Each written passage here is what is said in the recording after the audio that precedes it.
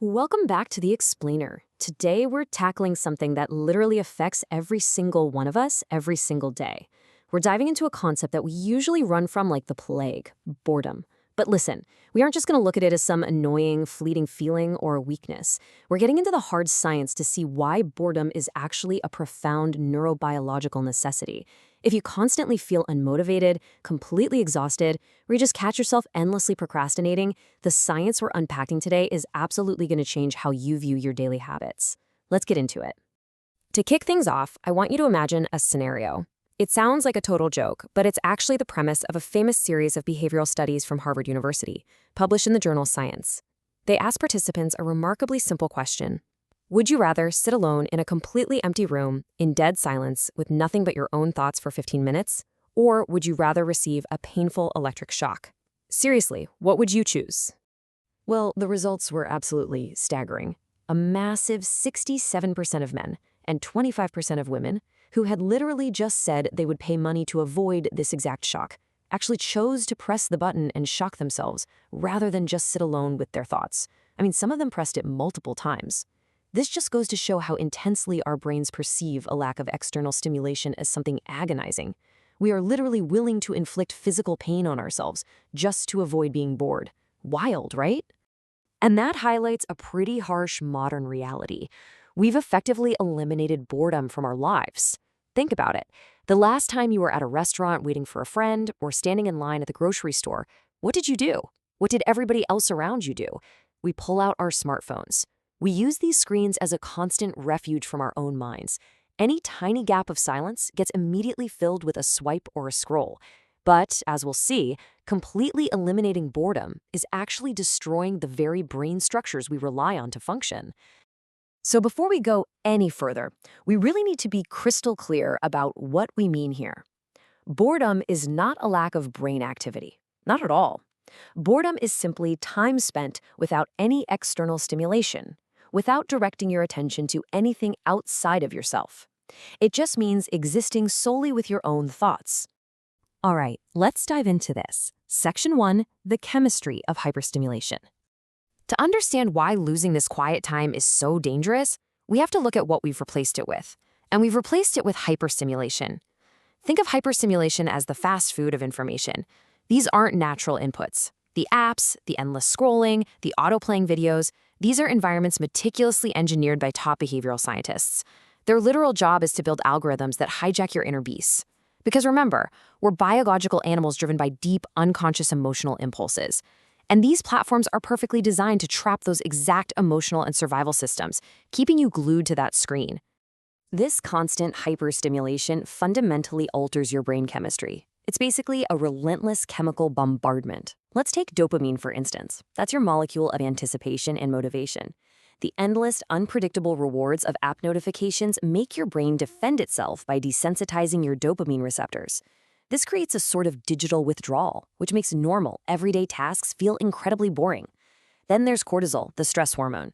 The fear of missing out, or FOMO, triggers your brain's threat detection system, keeping you in a state of chronic low-grade stress. We've also got adenosine, which normally builds up throughout the day to make you sleepy, but the constant blue light and stimulation mask it, completely ruining your sleep architecture. Finally, GABA, your brain's calming neurotransmitter, gets suppressed. This leaves your brain in a state of hyperexcitability, which is exactly why you might feel chronically anxious and physically incapable of relaxing without a screen in your hand. Which brings us to Section 2, the cortex in danger. The chemical storm we just talked about doesn't just make you feel bad mentally. It actually causes physical, structural damage to your brain, specifically driven by FOMO and that chronic stress. Let's compare two critical regions. On one side, you have the prefrontal cortex. Think of this as the CEO of your brain. It handles logic, sustained focus, and impulse control. On the other side, you have the amygdala, your emotional, fear-based fight or flight center. Now, in a healthy brain, the prefrontal cortex exerts a strong top-down control over the amygdala, keeping those primal fears in check. But under the chronic cortisol flood caused by constant digital vigilance, that top-down connection literally gets severed. Your logic center loses its grip, and the impulsive, fear-driven amygdala takes complete control. So what happens is this high cortisol actively degrades the physical neural connections in your prefrontal cortex. The real-world consequences map out pretty clearly. Your ability to maintain sustained attention degrades, which leaves you chronically distracted and feeling like you constantly need to multitask. Your inhibitory control weakens, leading to pure impulsivity. You know you should be working, but you just click that notification anyway. And your cognitive flexibility gets rigid, which is exactly why you experience that heavy, paralyzing brain fog. So, the absolutely crucial point here is what we call the FOMO paradox. It's a tragic biological irony. The stress of constantly checking your phone releases cortisol, right? Well, that cortisol structurally weakens the prefrontal cortex. This means your brain is actively losing the exact biological tool it requires to just say no to the next dopamine hit. It's this vicious, self-feeding loop of distraction. Now, let's shift gears a bit.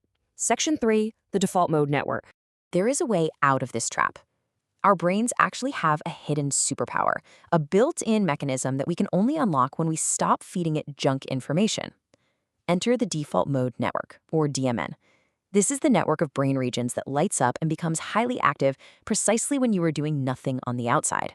So, when you stare out a window on a rainy day, or take a long shower, or just sit on the bus without looking at your phone, your brain isn't turning off. Quite the opposite. It's switching on the default mode network. And what the DMN does is nothing short of incredible. It handles introspection, meaning it processes your internal emotions. It integrates your past memories with your future plans, which literally creates your sense of identity over time. It's responsible for empathy, allowing you to simulate the perspectives of other people. It assigns deep meaning to your experiences. And perhaps most importantly, it is the absolute engine of creativity and problem solving. This is exactly why your best ideas always seem to hit you in the shower and never while you're scrolling through a feed. Plus, modern science shows that the best way to learn isn't through relentless, unbroken focus, but by alternating between a focused effort and the diffuse state that the DMN provides. So if the default mode network is so amazing, why on earth do we avoid it? Why did those guys in the Harvard study shock themselves? Well, because true silence forces us to face our internal realities. When you just sit in silence, your emotional ghosts start to show up. You have to face your anxieties, your difficult relationships, your pending tasks, and instead of processing those complex emotions, we pull out our phones. Like the sources point out, screens have essentially become an adult emotional teddy bear. They're a quick, easy escape from the vital, yet sometimes uncomfortable internal work that our brains desperately need to do. Okay, let's talk solutions. Section 4, rescuing your focus. So how do we actually fix this? Let's look at the behavioral science of reclaiming our focus from big tech. The very first rule you have to understand is that procrastination is not laziness, it's relativity. Your brain operates on contrasts. If your brain is used to the intense, hyperstimulated fast food of a social media algorithm, sitting down to read a dense book or do deep work is going to feel biologically impossible. Your brain constantly compares the slow, delayed reward of the book to the instant, fast reward of the phone, and guess what? The book loses every single time. To win this battle, you have to completely redesign your physical environment. The secret is making bad habits hard with high friction and good habits easy with low friction. So if you want to get work done, put your phone in another room or literally inside a cabinet out of sight. That's high friction for the bad habit. Meanwhile, leave your work materials open on your desk the night before. That's low friction for the good habit. Want to read more? Unplug the TV and leave some really interesting books scattered right on the couch. Want to exercise? Don't take your phone to the gym, but do leave your gym shoes right next to your bed. You have to engineer your environment so that willpower isn't even required. Next up, we need to talk about digital architecture. You literally have to kidnap your attention back from these algorithms. Step 1. Use hard blocker apps like Opal to lock yourself out of social media during your focus hours. Step 2.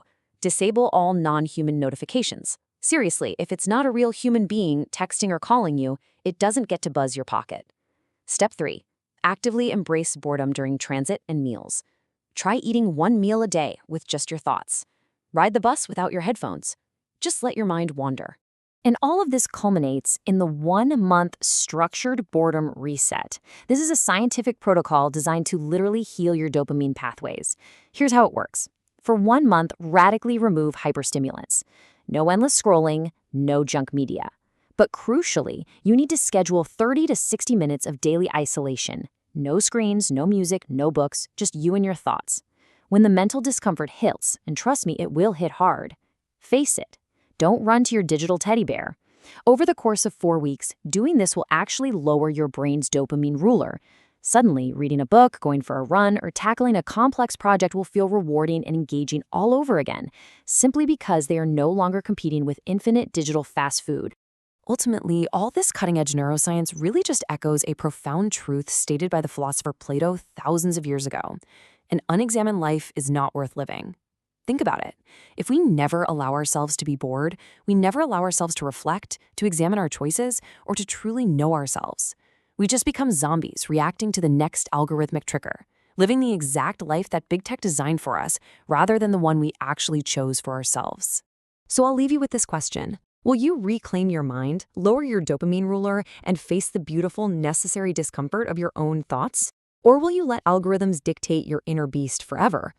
The choice, and the friction required to make it, is entirely up to you. Try starting your structured boarding today, even if it's just for 15 minutes. Thank you so much for joining me on this explainer, and I'll catch you next time.